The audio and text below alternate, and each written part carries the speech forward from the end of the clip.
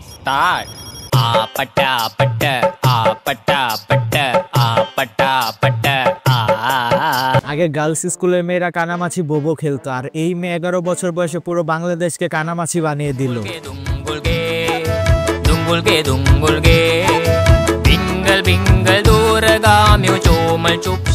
WhatsApp guys, ইসমি প্রত্যয়। মা অসুস্থ থাকে পুরো পৃথিবী ঘোলাটে মনে হয়, সেখানে নাকি মা অসুস্থ থাকার পরেও মাইয়া তার প্রেমিকার সাথে পালিয়ে গেছে। কি যুগ এসে পড়লো। ভিডিওর এতটুকু দেখে আপনারা ইতিমধ্যে জেনে গেছেন আমি কাকে নিয়ে কথা বলছিলাম। মায়ের ফুসফুস ক্যান্সার চিকিৎসা করতে ঢাকা এসে মোহাম্মদপুর থেকে 11 বছরের আরাবি ইসলাম শুভা নিখোঁজ হয়। গত রোববার 2 ফেব্রুয়ারি সন্ধ্যা 6টার দিকে কৃষি মার্কেট এলাকা থেকে তিনি নিখোঁজ হয়। পরের সোমবার আদাবর থানা এই বিষয়টি সাধারণ রেডি করে তার বাবা ইমরান রাজীব। সেখান থেকে সোশ্যাল মিডিয়ায় খবরটি ভাইরাল হয়ে যায়। অনেক মানুষ এই মেয়েটার জন্য আফসোস করেছিল আর বলেছিল বাচ্চা একটা মেয়ে, না জানি কার পাল্লায় পড়লো, মেয়েটাকে যেন তার বাবা খুঁজে পায়। অনেকেই শেয়ার করে খবরটা সবার কাছে পৌঁছে দিয়েছিল। রাত পোহাতেই শোনা যায় মোহাম্মদপুর থেকে স্কুল ছাত্রী আরবি ইসলাম শুভাকে দেখা যায় নওগাঁয়। তবে পুলিশের উপস্থিতি টের পেয়ে সেখান থেকে ছুটকে পড়ে। মোহাম্মদপুর থেকে সংগৃহীত বিভিন্ন সিসি ক্যামেরা ছবিতে দেখা যায় এক ছেলের হাত ধরে ঘুরছে ক্লাস 6 এর এই স্টুডেন্ট। পরবর্তীতে তাকে উদ্ধার করা হয়। এক ভিডিওতে দেখা যায় মেয়েটি হাসতে হাসতে বলতেছে আমি ভালো আছি, সুখে আছি। 11 বছরের মেয়ে আসলে কোন সুখের কথা বলতে চাচ্ছে সেটা আমি এখনো বুঝলাম না। ট্রাস্ট মি ব্রাদার, এই বয়সে আমার মায়ের ধমক শুনলে আমি ভয়ে কাঁপতে থাকতাম। পড়ালেখার নামে স্কুল ফাঁকি দিয়ে বাসায় চলে আসতাম টম এন্ড জেরি আর বেন্টেন দেখার জন্য। স্কুল পালিয়েছি, বাসায় জানার পর উত্তম মাধ্যম মায়ের খাইতাম বাপ মার হাতে। আর এখনো যুগে নাকি এই বয়সে ছেলে মেয়েরা বয়ফ্রেন্ড গার্লফ্রেন্ডের সাথে ভাইগা। সবকিছু না হয় বাদ দিলাম, কিন্তু দেশের এত মানুষ যে চোখের পানি ফালাইলে এই পানির দাম দিবে কে? আবার শোনা যাচ্ছে তার নাকি বাড়িতে থাকতে ভালো লাগে না, তাই এভাবে পালিয়ে গেছে। মা অসুস্থ থাকলে দুনিয়া খারাপ লাগাটা স্বাভাবিক, কোনো কিছুই ভালো লাগবে না তাই বলে পালিয়ে যেতে হবে এমনটা তো কোনো বাবা মাই আশা করে না। এখন অনেকেই বলতে পারে বাচ্চা মেয়ে বুঝে নাই, ভুল করে ফেলছে।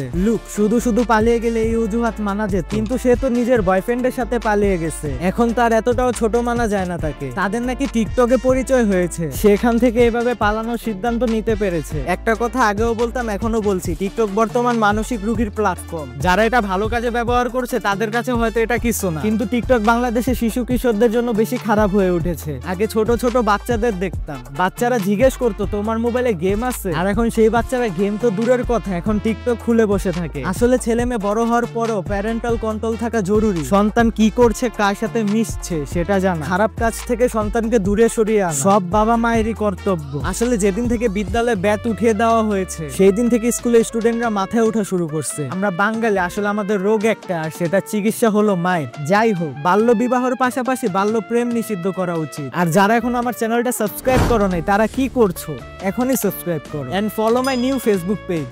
পিস।